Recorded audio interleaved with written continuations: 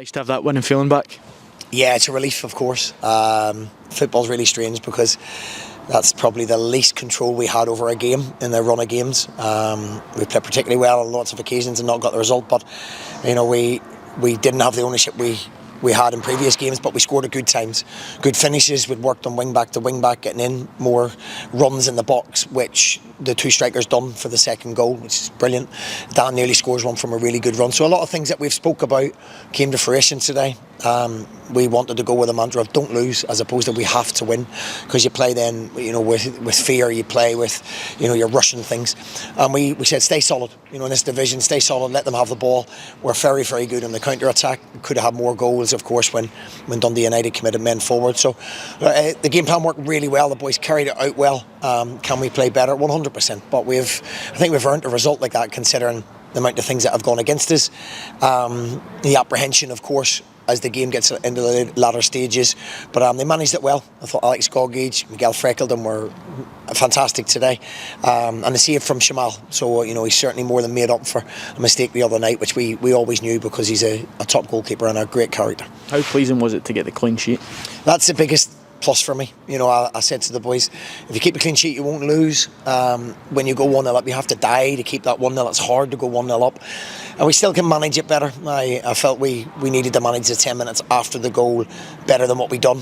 Same against Aberdeen, and we're a really, really quiet squad, so I'm doing the management from the sidelines. We have to get more people to take ownership of that, because we've got good pros and good experienced boys, so we have to get more ownership of that. But the pressure's off us now. We're going to enjoy this week. We've got a fantastic bunch of players here, characters and personalities that have earned the right to enjoy this week. So we're certainly going to do that, and we've now got ourselves back on a good run. You're heading into that final, that's had to be put on the back burner over the last few weeks, but now you can focus on that. The players are allowed to talk about that now and think about it. Yeah, banned all talk of it. Hoping that everyone would be playing for places, but we haven't got a result since, so I wish I'd let them talk about it and enjoy it. But of course, we've got back to stopping losing games against Aberdeen. Showed great character, scored at good times with things that have been worked on. Players have carried that out to the letter, and now it's about, there's no pressure on us next week. What I have said to the players is this comes about once in a lifetime for many of us, and it's about not enjoying the occasion, but making sure that we come out with an end product to that there, and making sure we give the best version of ourselves, and that's what we'll do. That's what we intend to do. All the pressure's on Celtic. They're expected to win, but we have to go with the same belief that we've had in the 3 league games. There's been 3 minutes they've been in front of us, so certainly we've nothing to fear. We've got a lot of respect. We'll look at the new manager's ideas over the next 7 days, and we'll go really prepared for the final. You talk about players staking a claim. You made a couple of changes today.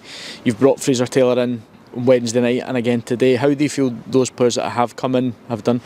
Yeah, listen, Fraser's been knocking on the door constantly. We surround him with physicality today. Gog has got into midfield and caused me a problem because he was brilliant. I thought he was man of the match. Richard's done well, Connor's done well at wing back, and that's what you need. You need players coming in and making an impact. You need the subs, Dan and Keanu and young Evan coming on.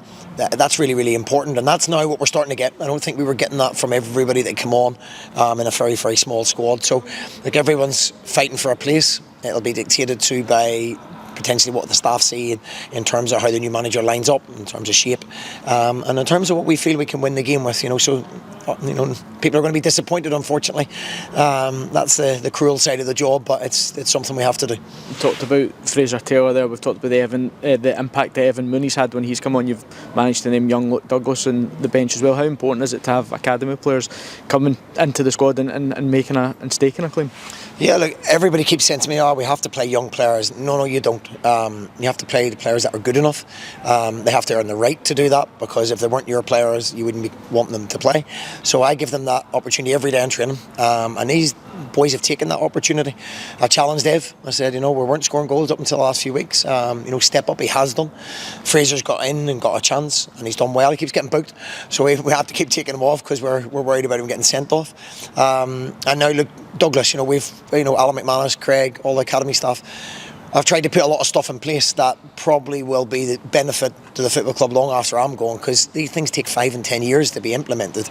But we're starting to see the fruition of it now. We're starting to see players step up, and I speak to Keith all the time about it. It is the lifeblood. It's the way this club has to go. It has to be the direction we go, but they have to be good enough. You don't just put them in because they are young players. They have to be good enough. These young men are starting to step up, and hopefully they play a big part going forward. So last one, you could tell what it meant to the fans today to get the win. How much are you looking forward to or how much do you feel they'll be looking forward to the opportunity of a day out at Hampden next week? Yeah, it's going to be a great day for them. I think cup finals are for fans, winning it afterwards for players and fans, but the lead up to it, you have to be cool and composed about it. I've been there twice, been lucky enough to be there twice, and you get a great rapport with the fans.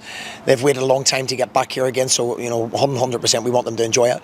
We want to put a performance in that makes them proud of us. Win, lose or draw, we want to make the fans proud, we want to make their families proud, and that's what we intend to do. Stephen, well done today. Thanks, James.